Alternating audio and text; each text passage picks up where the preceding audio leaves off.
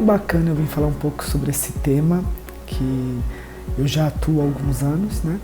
E que também, no momento que a gente está procurando um emprego, aquela oportunidade de trabalho, a gente se depara, que é na montagem do currículo, né? Eu sou uma mulher loira, branca, tenho um cabelo mais ou menos na altura do antebraço, estou com uma presilha aqui do lado direito do meu cabelo, prendendo uma parte, o restante está solto. Estou com um brinco preto com dourado, que minha blusa também é preta, com detalhes dourados. Estou com um anel até que considerado grande, preto, com prata, não está ornando muito, né? Minha unha não vou aproximar muito, porque eu mesma que estou fazendo nessa quarentena, tá com esmalte mais clarinho. Eu estou numa sala, tem uma planta aqui atrás de mim, uma mesa redonda com umas bolas em cima de enfeite e uma cortina marrom. Júlia, como é que eu monto meu currículo? Ele deve ser bem direto ou deve conter detalhes? Enfim, todos nós já passamos por isso, sem dúvida nenhuma. E eu estou aqui para clarificar um pouquinho e dividir esse conteúdo em 3 blocos. Porque eu estou em 2 lados, né? O lado de recrutadora e selecionadora, mas também estou aí do lado de vocês, no momento que eu precisei montar o meu currículo e quando eu preciso alterá-lo, modificá-lo de alguma maneira, tá? Então, quando a gente pensa num currículo, a primeira etapa é como é que eu estruturo esse currículo? Qual é o motivo? Para que eu preciso mandar um currículo de forma não ideal? Eu não acho que existe um currículo ideal, mas um currículo mais atraente, mais atrativo, sabe? Que vai despertar o interesse do selecionador em querer ter um bate-papo contigo. A segunda etapa que eu vou passar aqui é a estrutura do currículo em si, né? O que deve conter as informações, a estrutura dele, a parte de formatação e etc. Por último, mas que eu já também terei citado durante a apresentação do formato do currículo, como o que não deve conter no currículo. Mas eu vou frisar novamente aí em alguns passos. Acho que é isso. Estou um pouquinho rouca, não reparem, mas eu acho que está dando para passar bem a comunicação. Vamos lá então. Vamos começar falando sobre a importância do currículo. Pessoal, muitas vezes a gente se apega à entrevista, que roupa que eu devo usar, como que eu devo me portar, o que eu devo falar, enfim. Mas eu acho que vocês já devem ter parado para pensar que eu só serei chamada para essa entrevista se o meu currículo for atrativo, né? Se eles tiverem sentido interesse, mediante avaliarem meu currículo, para me chamarem para uma próxima etapa, uma ligação, uma entrevista presencial, etc. Então tá aí a importância do currículo, né? Lembrando que o entrevistador nunca está com a gente, então ele não nos conhece na maioria das vezes. E o currículo é a forma mais sucinta, mais objetiva, mais clara da gente demonstrar um pouquinho, né, uma porcentagem mínima, eu diria 5 a 10% no máximo, de quem somos. E tá aí uma ferramenta que a gente pode utilizar ao nosso favor, porque no papel tudo cabe. Se eu quiser dizer que eu sou uma cantora, eu posso escrever lá, sou uma cantora. Mas só no ao vivo que vão ver que minha voz é uma taquara rachada, né? Mas é extremamente importante que a gente consiga passar esse pouquinho, essa pequena parcela essa pequena porcentagem que a gente tem de passar para o entrevistador na escrita, na objetividade, na clareza. Então, assim, eu posso orientar que vocês dediquem tempo para planejar o que vocês vão colocar no papel, para estruturar esse currículo de maneira clara, de maneira objetiva, sem perder, óbvio, a qualidade, sempre lembrando que é através do currículo que tu será chamado ou chamada para uma vaga de emprego, ou para uma entrevista e etc. Tá? Então, essa é a minha primeira orientação, a primeira etapa que eu queria falar com vocês, da importância que tem o currículo, né? Que vocês pesem isso, porque ele tem uma importância de te classificar para uma próxima etapa, para a vaga dos sonhos, ou de descartar seu currículo de qualquer processo, de qualquer vaga. Então, bora lá fazer um currículo bem campeão. Eu vou depois apresentar um modelo que eu acho bem bacana para vocês, vou deixar aqui na videoaula canais no YouTube que ajudam no passo a passo de um currículo, artigos bem interessantes. Bom, vamos falar um pouquinho agora da segunda etapa, como eu disse, que é a estrutura de um currículo, né? Eu estou com um modelo aqui que eu vou colar um pouco, para não ter perigo de esquecer nada, nenhuma parte do currículo, mas vamos lá. Gente, muitas vezes a gente se preocupa muito com o formato que eu vou fazer esse currículo e aí a gente acaba se perdendo. Sempre eu costumo dizer que quando eu monto um currículo eu preciso ter um planejamento. Nesse planejamento a primeira pergunta é: qual é o objetivo? Que vaga que eu estou concorrendo? Muitos falam assim para mim: Júlia, mas eu tenho experiência na parte de manutenção elétrica e também na área de financeira. As áreas elas não se conversam, né? São áreas antagônicas que a gente costuma chamar. Então o ideal e que tu pode fazer são 2 currículos, um para a área de elétrica e um para a área de compras, tá? E aí nesse currículo tu vai colocar um objetivo diferente.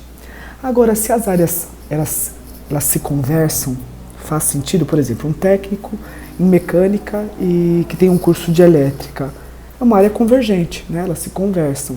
Então tu pode colocar isso no objetivo, né?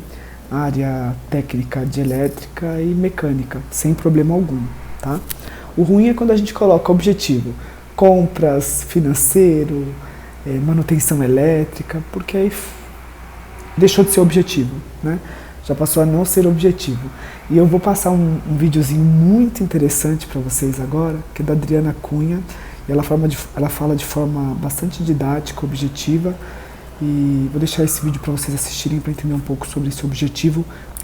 Então vamos falar um pouquinho sobre a estrutura base do teu currículo, que é o que tu vai colocar nele. A primeira coisa é o nome, né? E aí eu vou falar mais abaixo sobre a formatação desse currículo. Então, teu nome ele tem que estar de forma destacada, né, no currículo. Ele é teu nome. Então, tu pode colocar lá em maiúsculo, pode usar uma letra um pouquinho maior do que o restante do currículo. E eu costumo sempre orientar 12, no máximo 13, a parte apenas do nome, tá? Nome completo. Abaixo do nome, pessoal, só lembrando de novo, gosto sempre de frisar isso, não existe certo e errado, existe algo mais atrativo, mais padronizado, mais padrão, tá? Porque, por exemplo, tem gente que fala, eu acho que deve colocar pretensão salarial no currículo. Eu, Júlia, acho que não deve ser colocado, eu vou falar um pouquinho mais pra frente na parte do que não deve ser colocado. Então não tem um certo e errado, mas existe um padrão, uma coisa que torna o nosso currículo mais atrativo, tá? Então vamos lá. Falando um pouco do nome, tu desce nas suas informações pessoais. E aí há uma grande confusão quando tu diz informações pessoais. Às vezes nós pegamos currículos que consta CPF, carteira de motorista, RG, não tem necessidade. Se é uma vaga, por exemplo, que tu vai dirigir, de motorista, tu pode colocar a categoria da sua CNH, mas do contrário não há necessidade, porque nas próximas etapas o entrevistador vai te questionar, vai pedir um documento e etc.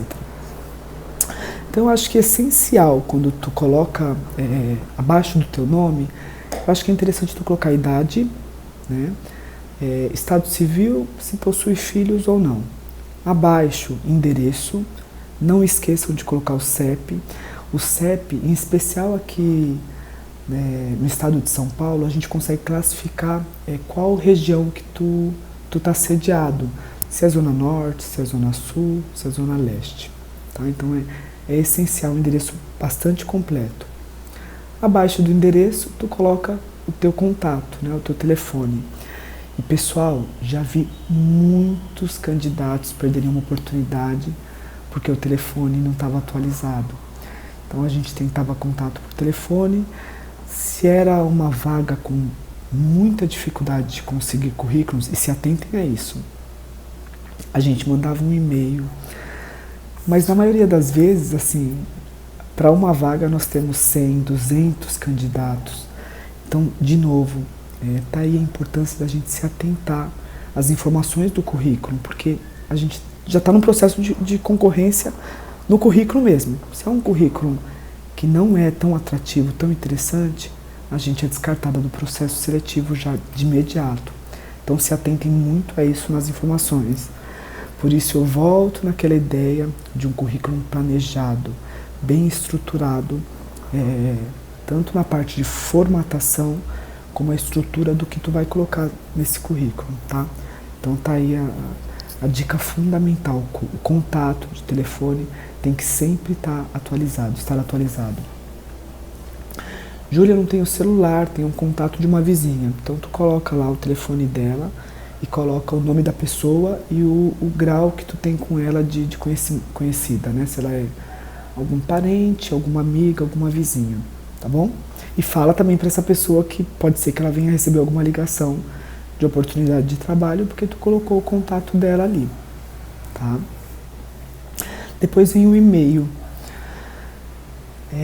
Nessa parte do e-mail, que eu também vou falar mais à frente, cuidado com os nomes que vocês colocam, algum tipo de apelido, animal. É muito comum a gente às vezes ver um currículo lá, José Gostosinho, Maria Sexy. Então assim, evitem esse tipo de nomes para e-mail, porque não é algo sério, não é a imagem que a gente está querendo passar para a empresa, tá? Então, por exemplo, se eu me chamo Maria Clara, eu monto lá um e-mail maria.clara, maria_clara. Se eu sou psicóloga, eu coloco lá julia.psicóloga, mas que não fuja muito disso, tá? Porque é uma parte que os entrevistadores avaliam bastante no momento da triagem do currículo.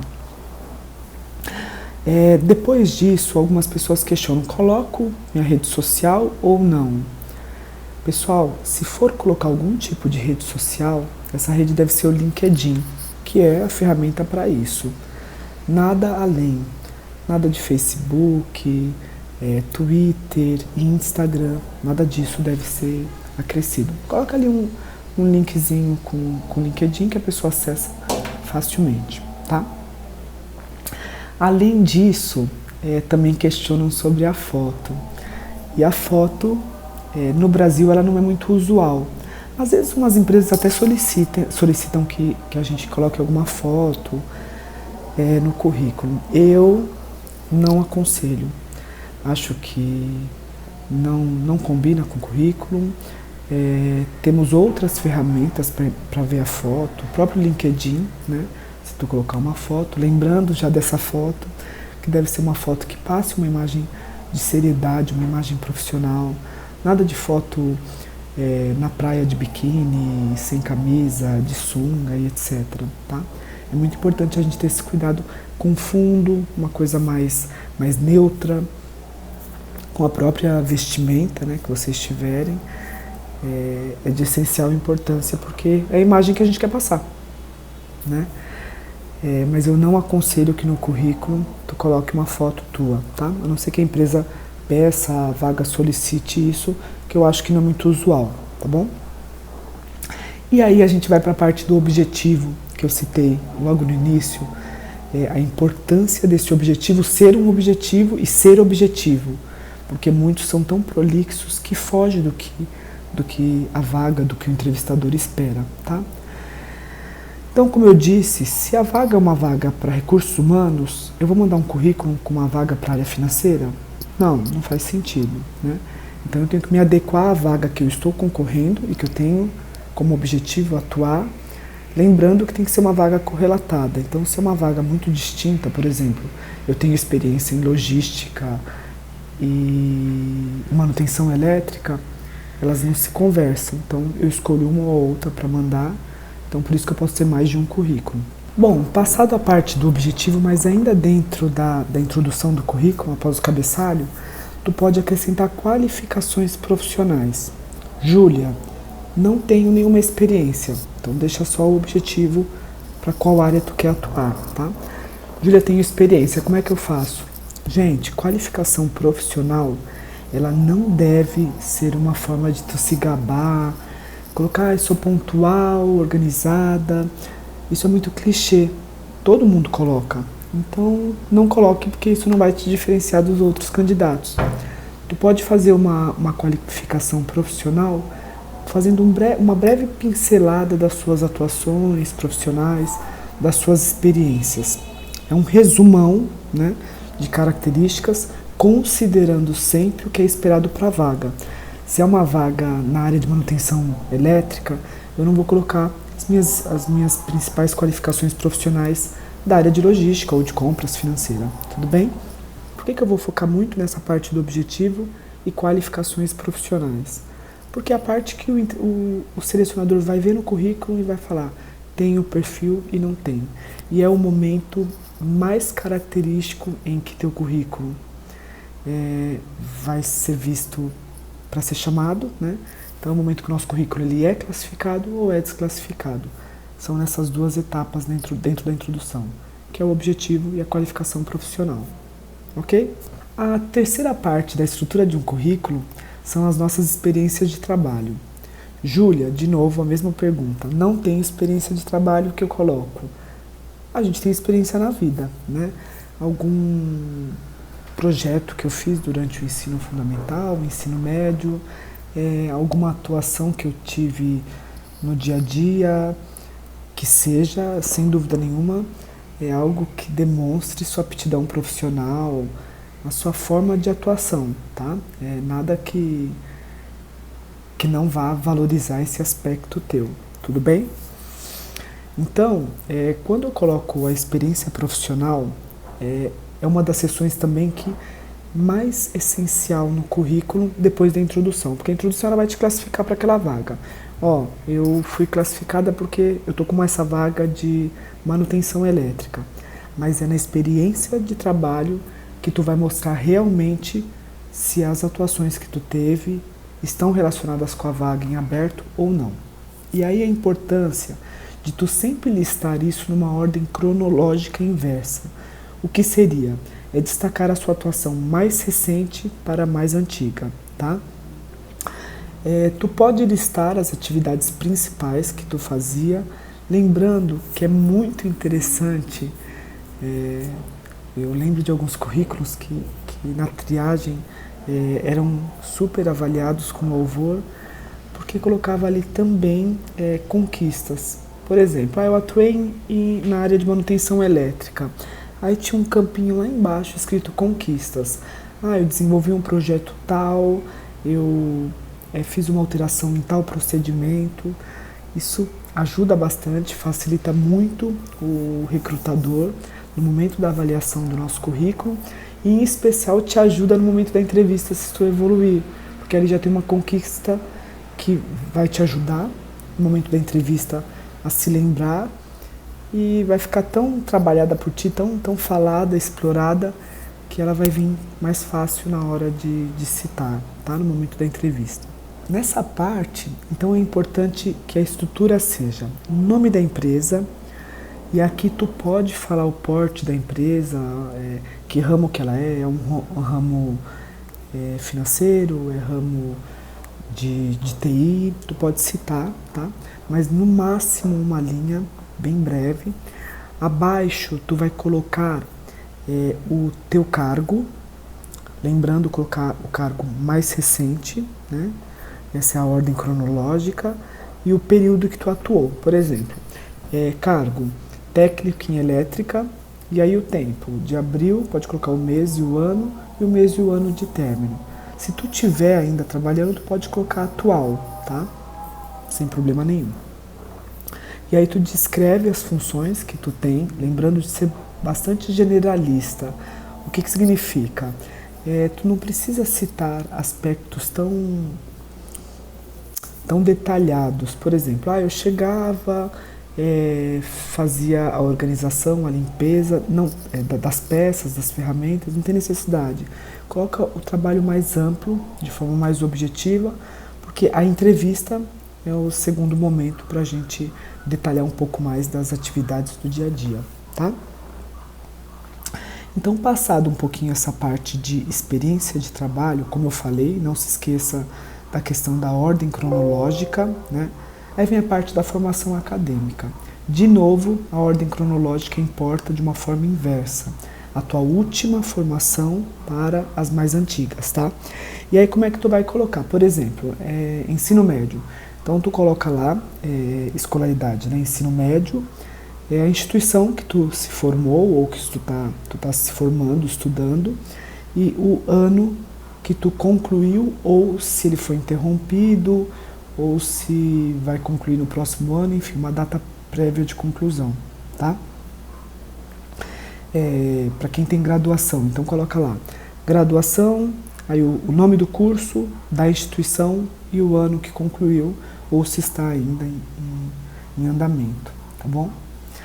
Depois disso, tu vai colocar a parte de idiomas. E pessoal, na nossa experiência enquanto RH, esse é o momento que muitas pessoas floreiam muito, fantasiam, sendo muito sincera, mentem bastante sobre esse item.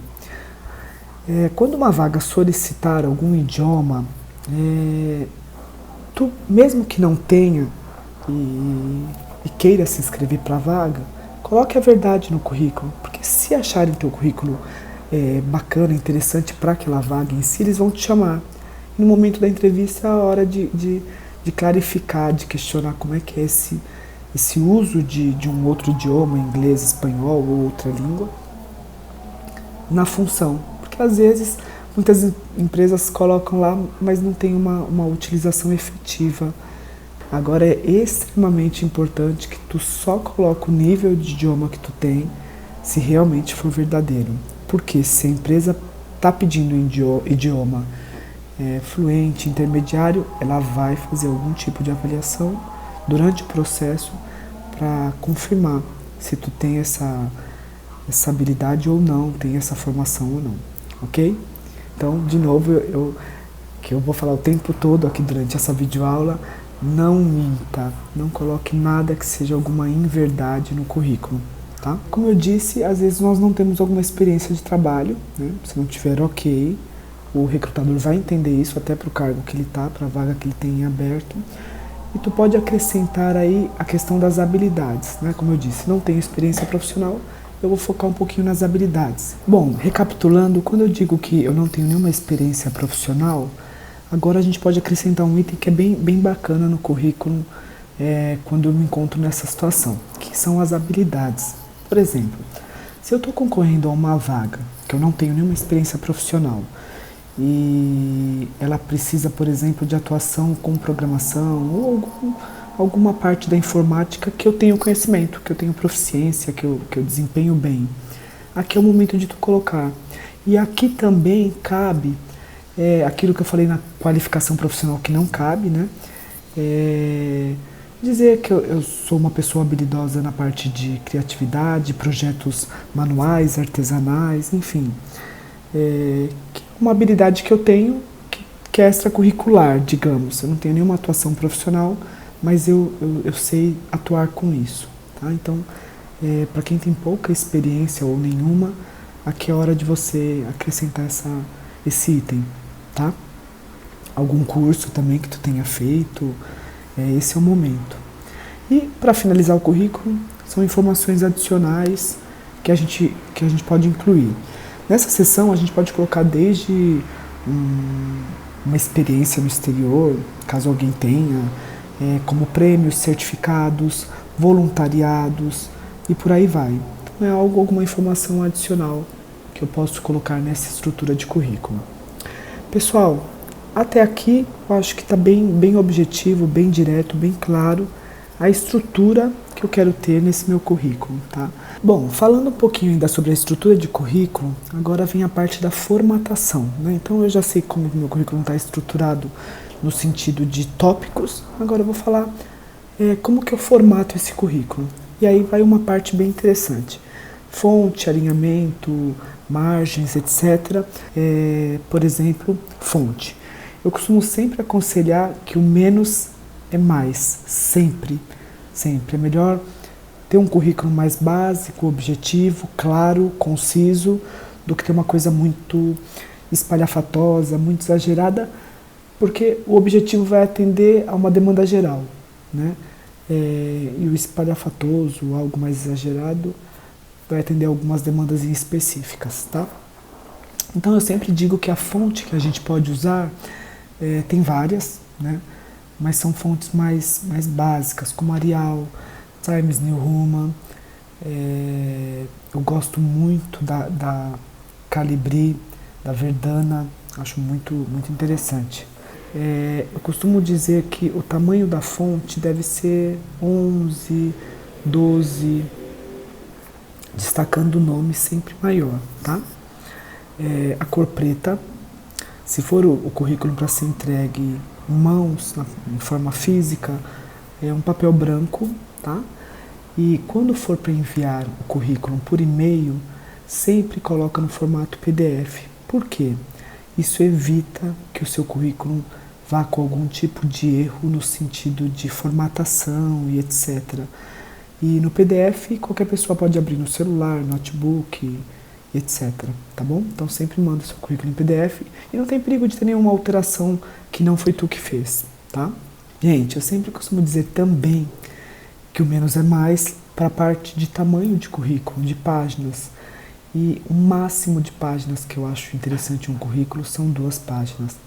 Mesmo para o suprassumo do profissional, com pós-doutorado, etc., tem que ser objetivo, tem que ser um currículo conciso. Quando o currículo tem mais de 2 páginas, ele acaba se tornando desinteressante para o selecionador. Por quê? Ali estão as informações mais objetivas da vaga, né? Detalhes, como eu disse, não devem conter no currículo. Isso vai para entrevista pessoal, para o momento de uma conversa olho no olho ou por telefone, tá? Questão das cores, eu falei, a cor deve ser preta, evitar muito colorido, tá? Então a letra preta, que é a questão de espaçamento de linha e parágrafo, eu aconselho sempre de 1,15 a 1,5, tá? O alinhamento à esquerda e justificado, isso deixa o currículo com um visual mais bacana, mais atrativo, tá? Não que seja ideal. E recuos e margens eu coloco sempre de 0 a meio centímetro, tá? Bom, pessoal, vamos para a nossa terceira e última etapa, como eu falei, do que não colocar no currículo. Naturalmente eu vou repetir algumas coisas do que eu já falei, mas agora é do que é não, de uma forma mais didática, mais para fixar na nossa cabeça, tá? Erros de português. Mas, Júlia, um errinho ou outro, uma vírgula no lugar inadequado, vai influenciar muito? Vai, né?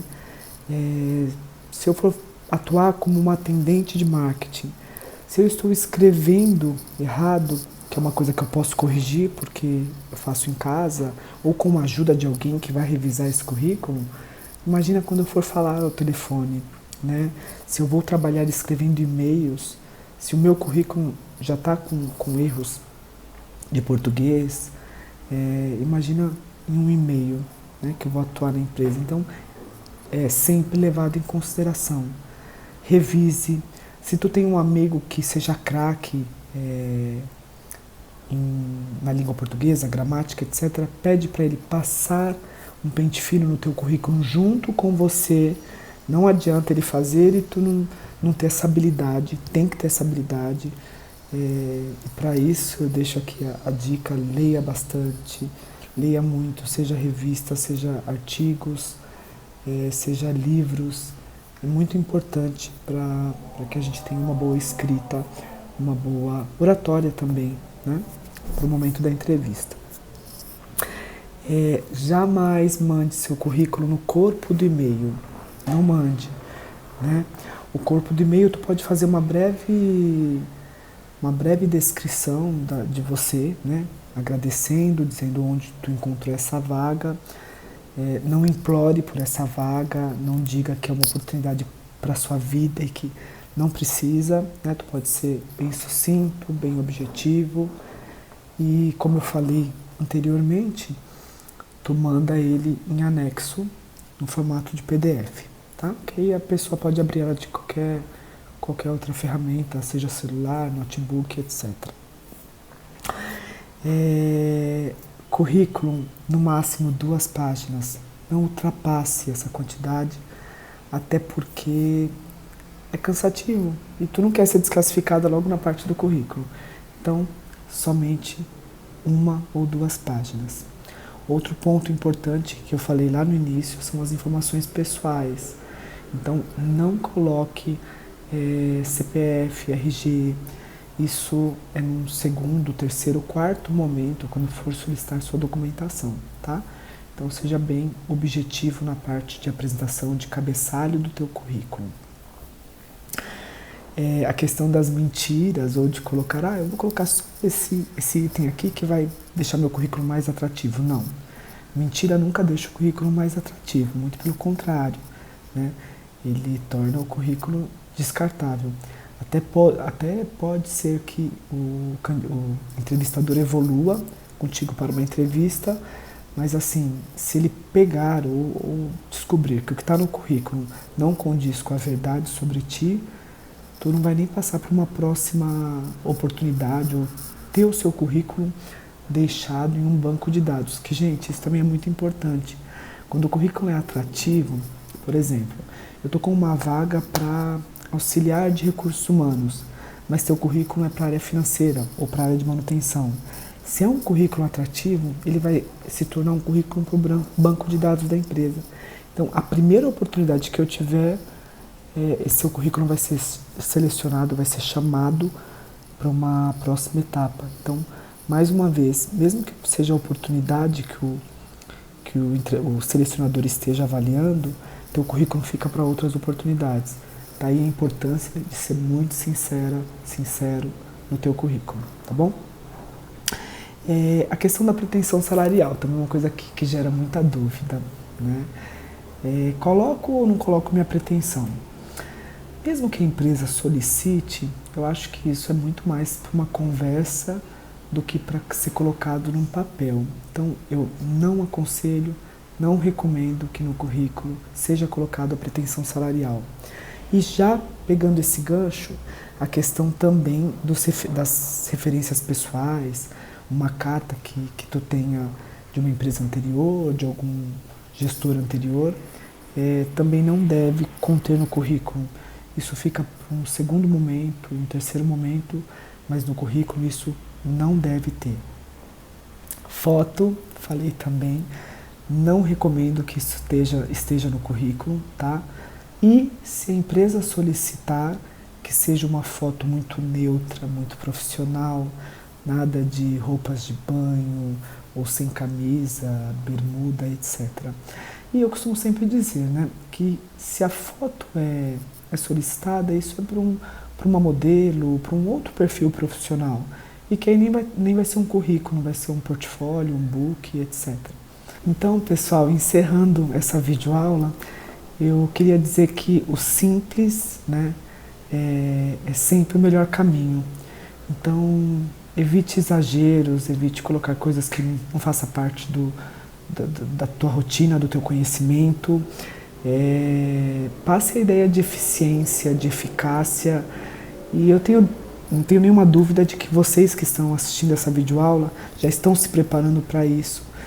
Deixar o currículo mais atrativo, mais claro, mais objetivo, não vai ser dificuldade nenhuma. Eu vou deixar todos os links aqui e espero que tenha sido de bastante utilidade essa videoaula de hoje e fico aqui na torcida mesmo, de que a carreira profissional de vocês só seja de muita evolução. Conta comigo. Dona Júlia! Que surpresa! Eu vim fazer um susto aqui no meio da sua aula, porque no Transformação é assim, né? No Transformação coisas acontecem, inclusive você que está assistindo achou que eu só apareceria no final, no começo dos vídeos. Não! Essa aula tá tão especial, Júlia, que eu decidi invadir tua aula. Tenho permissão para invadir, Ju? Com certeza.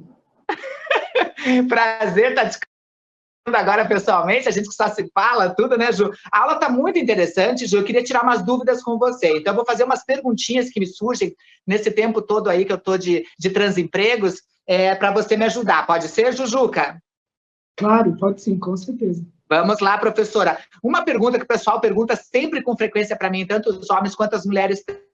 Pessoas trans, profissionais trans que não retificaram o nome ainda, né? Que ainda tem o nome social. No currículo, coloca o nome de registro eu social, ou só o social, ou só o de registro. Como é que funciona isso? Então, Maite, a orientação que eu passo é coloque o que ela se sinta mais à vontade, que possivelmente seja o nome social. E conforme o processo for evoluindo, ela comunica a pessoa de RH. Mas eu indico que coloque o nome social, apenas. Apenas o nome social, muito bom. Sim. E daí, já aproveitando essa deixa do nome social, várias pessoas trans, hoje em dia, como vocês sabem, aqui vocês já viram, vocês vão ver a parte de direito aqui na frente, nos próximos vídeos, e a gente já falou dessa questão, que hoje em dia qualquer pessoa pode ir lá trocar o nome social perante sem precisar de decisões judiciais, sem precisar de acompanhamento de equipe multidisciplinar. Isso faz com que várias pessoas já tenham o nome retificado. Nesses casos, por exemplo, algumas pessoas trans, por conta de militância, por conta de serem pessoas que usam realmente da transexualidade, gostam de falar dela no local de trabalho, perguntaram para mim se tem algum problema ela colocar no currículo que ela é uma profissional trans. Maite, não existe esse problema, não é algo que esteja em desacordo, mas, assim, se a minha orientação, se a gente for pensar no momento que a gente vive, que a gente quer tanto quebrar esses rótulos sociais, uma pessoa cis não coloca. Então, por que uma pessoa trans haveria necessidade de colocar? Se ela acredita ser uma questão de militância, como ativista, etc., tudo bem, mas pensando num processo social, não seria interessante. Até mesmo para a gente quebrar aquele rótulo de que a pessoa trans, a questão de orientação sexual, a pessoa precisa se assumir. Não, né? Uma pessoa hétero, uma pessoa cisgênero não assume nada. Então, eu não recomendo que se coloque, não. Não se recomenda, beleza. Já aproveitando essas questões de coloco ou não coloco, que é muito comum, você explicou várias coisas do isso não acho legal, a questão da foto que você já falou, da questão do menos é mais, que é super interessante também, e a questão de pessoas com deficiência, né? Porque a gente sabe que a gente tem várias transversalidades, né? Uma pessoa nunca é só trans, ela pode ser trans de etnias diferentes, de raças diferentes, ela pode ser uma pessoa trans que seja migrante, enfim, a questão de pessoas com deficiência, como tem a questão das cotas, eu vejo que muitas vezes no LinkedIn as pessoas colocam lá fulano, nome, entre aspas, PCD. No currículo, são 24% de pessoas com deficiência que a gente tem no Brasil. No currículo, essa questão de pessoas com deficiência, convém colocar ou você acha que depende? Qual que é a tua opinião, professora Júlia? Maite, no caso de pessoa com deficiência, eu recomendo que coloque, sim, né, qual a deficiência e o código. Por quê? Porque, ao contrário de uma pessoa trans, que não deveria influenciar em nada, porque não tem nenhuma mudança, né, um aspecto físico, enfim. Uma pessoa com deficiência precisa de alguma adaptação, muitas vezes. Então, é interessante que a empresa já saiba isso, para que possa se antever, se preparar para essa alteração, essa adaptação, e até mesmo entender se essa vaga, como que pode fazer essa parte de adaptabilidade. Respondi? Ah, entendi, muito bom mesmo. Então, professora Júlia, eu estava aqui acompanhando várias coisas que acontecem aqui, várias coisas que você está dando de aula, e uma das dúvidas que o pessoal pergunta, eu vejo que nos currículos está usando muito, e estão usando muito no Brasil também atualmente, diz respeito à questão de voluntariado, né? A questão de voluntariado, porque muita gente hoje em dia desenvolve, junto com projetos sociais, junto com organizações não governamentais, projetos de importância muito grande para a mudança dessa nossa realidade social, tentando diminuir a desigualdade. Esses projetos, por exemplo, de voluntariado, ela pode colocar, podendo colocar, aonde ela coloca isso, Júlia? Com certeza, Maite, é super interessante que se coloque, até para mostrar engajamento, entender, é super interessante porque demonstra responsabilidade, proatividade, engajamento, no que a pessoa acredita, e cada vez mais as empresas têm isso, em relação a valores, etc.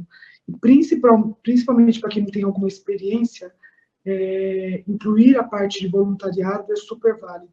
Eu costumo recomendar que se coloque no final do currículo, né, o nome da instituição e o trabalho realizado.